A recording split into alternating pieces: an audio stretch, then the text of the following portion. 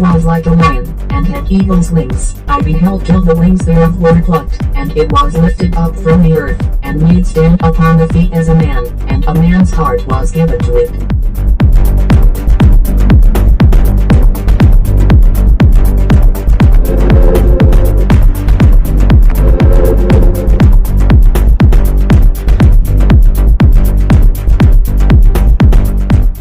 The beast which I saw was like unto a leopard, and his feet were as the feet of a bear, and his mouth as the mouth of a lion, and the dragon gave him his power, and his seat, and great authority.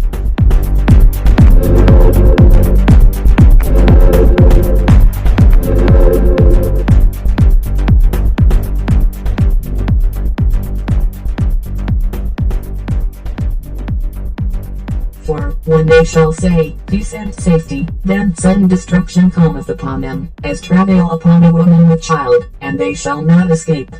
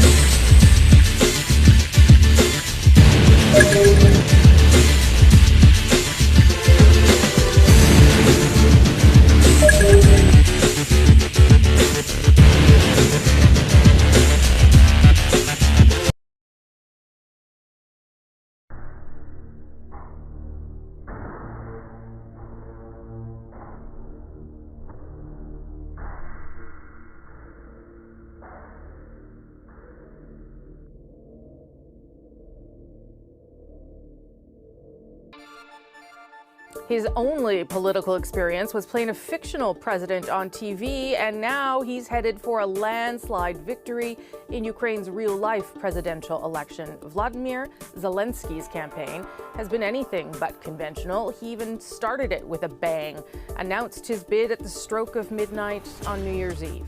Many dismissed it as anything more than a PR stunt, but Zelensky insisted all along that his campaign is no laughing matter. And now, despite having few clear policies and being vague about what he actually stands for, he's on his way to the country's top office. Our Chris Brown is at the Zelensky headquarters in the Ukrainian capital of Kiev. Well, tonight, Vladimir Zelensky not only rewrote the rules of politics in Ukraine, but all post-Soviet states by massively winning a competitive, fair election. He asked voters to give him a mandate to clip the wings of the oligarch class that have made decisions here for decades, and he got it. Volodymyr Zelensky. There was no need to wait beyond the first exit poll. Seconds after the voting ended, Vladimir Zelensky was predicted to take more than 70% of the votes. On TV, how most Ukrainians got to know the 41-year-old comic, his ordinary man character almost accidentally gets elected president.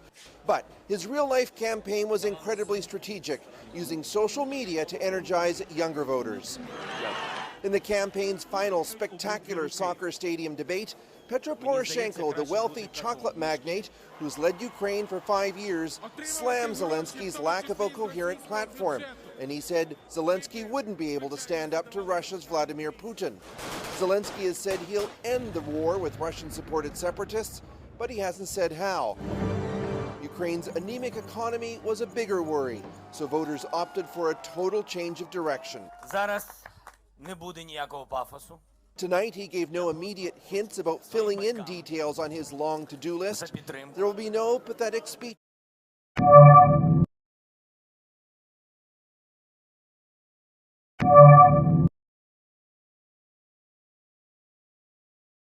he said, accepting the victory.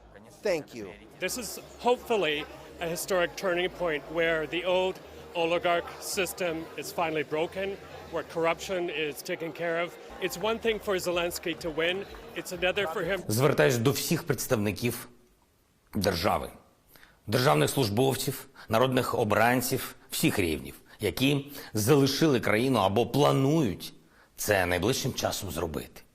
Вам народ України довірив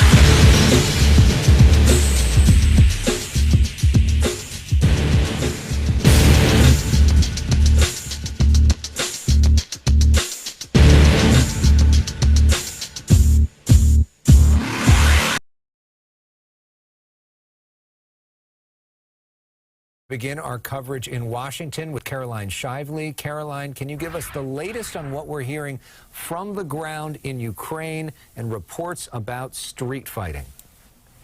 Absolutely, Alex and Christine. Kyiv officials sending out a warning to residents to avoid go nearing windows or on balconies, to take precautions against being hit by debris or bullets. Throughout the night, Russian troops have moved to encircle Kyiv after pounding that city and several others from the skies. Our crew on the ground in Kyiv witnessing the explosions, from missile strikes to small arms fire, although their latest word is they aren't hearing those larger explosions at this hour, just the smaller weapons being fired. But things are changing minute by minute. As many as 18,000 rifles have been handed out to civilians to protect their homes and families. Grandmothers and teenagers taking up arms with minimal training.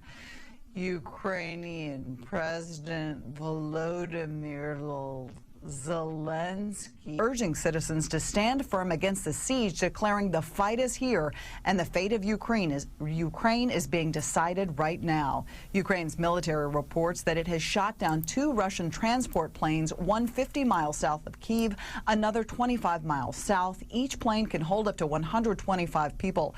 Our Lucas Tomlinson urges caution on those reports. So far, we can't confirm those. We can say hundreds of casualties have been reported from Russian soldiers, the Ukrainian military, as well as civilians. Late tonight, here at home, President Biden authorized another $350 million to provide immediate military assistance to Ukraine. Alex and Christine, back to you. All right, Caroline, thank you so much for that perspective. And of course, we are seeing those shots and hearing about people that are hiding in subways to stay safe. Caroline, we thank you for your perspective there. We begin tonight with the developing situation in Ukraine. Ukrainian troops are fighting back, saying they destroyed a Russian convoy on the outskirts of Kyiv. Ukraine's president, Volodymyr Zelensky, is vowing to stay in the capital and fight on, despite threats against his family from the Kremlin. He's been rallying Ukrainians on his social media to defend their their nation. Zelensky reportedly refused an American offer to evacuate him, saying he needed more ammunition, not a ride. Here's a live picture tonight of Kyiv in total darkness. Military officials have ordered residents to turn off all their lights at night as Russia is expected to move in from all directions. Right now, Ukrainian forces have slowed Russian advances on 3 cities. The U.S., Germany, the Czech Republic, the Netherlands, and Portugal have all pledged to send military assistance to the country. As of this morning, Russia had launched more than 250 missiles at Ukraine. CBS 2's Michael George has the latest on the intensifying fight. Air raid sirens sounded in Ukraine's capital, Kyiv, as Russian troops pressed on. On Saturday, a spokesperson for Russia's defense ministry said Russian forces had resumed their offensive in all directions in Ukraine. New satellite images showed troops assembled near a Ukrainian hydroelectric power plant, with armored vehicles and trucks gathered nearby. Ukraine's capital city is on the verge of an all-out assault from Russian forces, and a high-rise building was struck. But Ukraine's president is vowing to keep fighting back, hinting that there's an international consensus to cut Russia off from the global banking system known as SWIFT. Disconnecting them from SWIFT is one of the, we believe, very effective actions. As the fighting continues, the Biden administration has authorized another $350 million in military aid for Ukraine's government. We have to stay the course with the rest of our allies, and in the meantime, we're supplying defensive weaponry and economic assistance. Demonstrators in cities across the country and around the world donned blue and yellow over the weekend in support for the people of Ukraine. The United Nations Refugee Agency estimates at least 150,000 people have fled Ukraine since the Russian invasion began. Michael George, CBS News.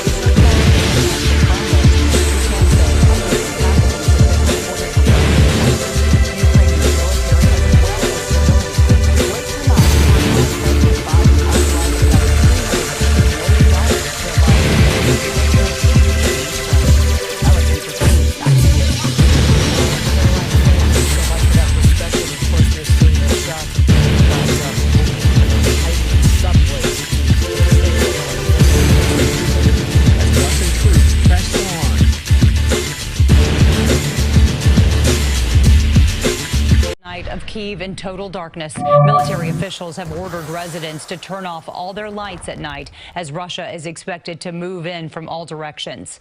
Right now, Ukrainian forces have slowed Russian advances on 3 cities. The U.S., Germany, the Czech Republic, the Netherlands, and Portugal have all pledged to send military assistance to the country. As of this morning, Russia had launched more than 250 missiles at Ukraine. CBS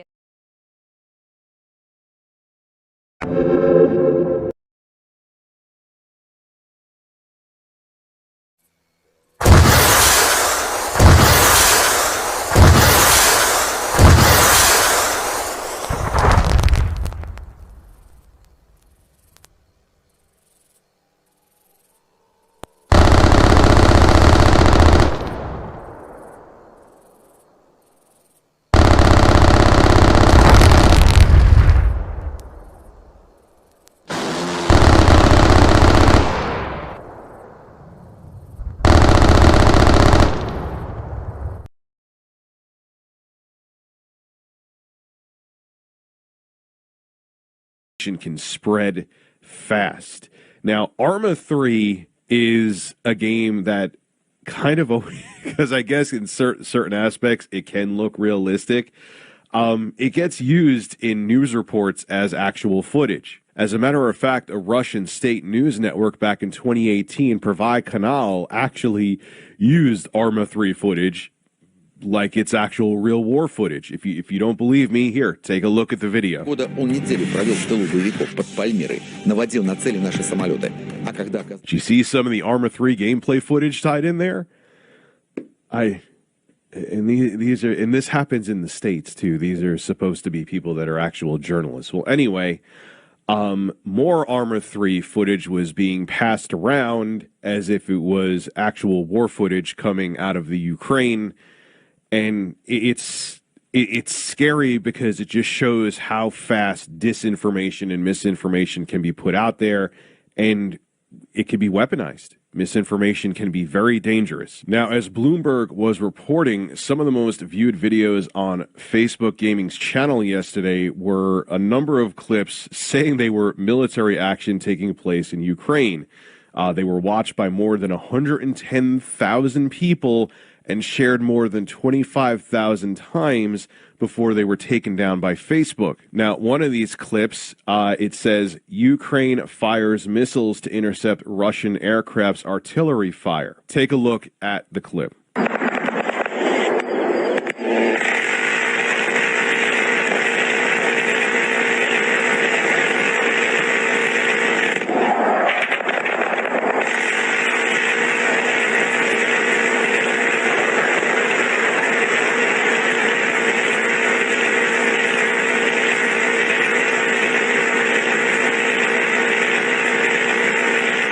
Now, the tweet and video have been removed from Twitter because they weren't real and people were trying to pass it off as if those clips were actual conflict footage coming out of the Ukraine. But at the time of Kotaku making their article before it was taken down, the tweet had 11,000 likes and 2,000 retweets. So, and then it just branches off. Think about how many people saw that clip and thought it was actual conflict coming out of the Ukraine. Like I said on Twitter the other day when Russia first invaded Ukraine. And me too, because there were a couple people, I tried to be careful, but there were a couple things I retweeted that slipped through the cracks that ended up being false as well. There's going to be a ton of misinformation out there. And putting out misinformation now, and it always has been, propaganda obviously has always been a thing, but now it could spread so easily that misinformation has become a crucial part of warfare. And we don't want to be useful idiots for misinformation being put out there. And so, look, I'm not telling you who to trust. I'm not saying go here or go there for information. All I ask of you, and including myself, is to just be more careful about what you show. Because you literally may be putting people's lives on the line by putting out fake information. And we may be used as tools to put out this misinformation so people with nefarious purposes can make us useful idiots for that misinformation being put out there.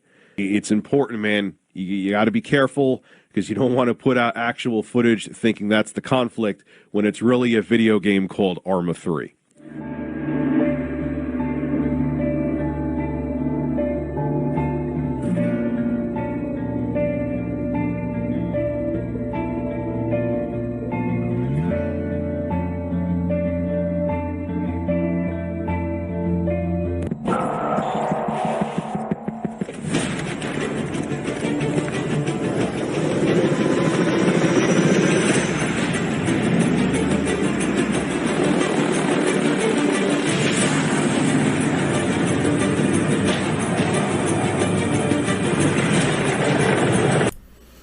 So you get the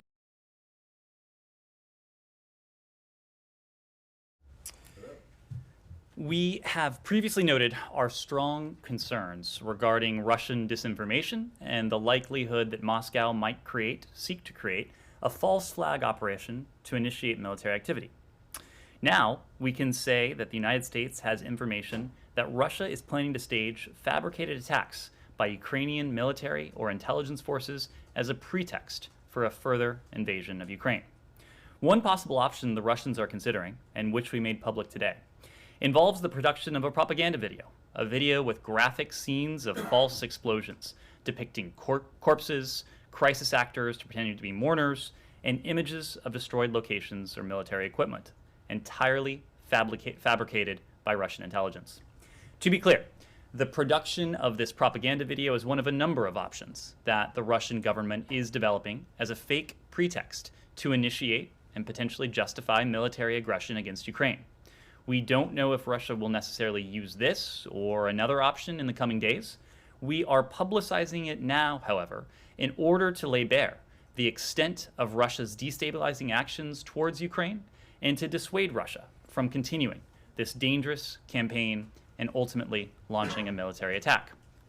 Russia has signaled it's willing to continue diplomatic talks as a means to de-escalate, but actions such as these suggest otherwise. We will continue to diligently work together with our allies and partners to expose Russian disinformation and other hybrid tactics used against Ukraine. We continue to work to prevent any effort Moscow might make to justify further military action in Ukraine. We again urge Russia to stop its destructive and destabilizing disinformation campaign, to de-escalate tensions, and to engage in diplomacy and dialogue for a peaceful solution. Thank you.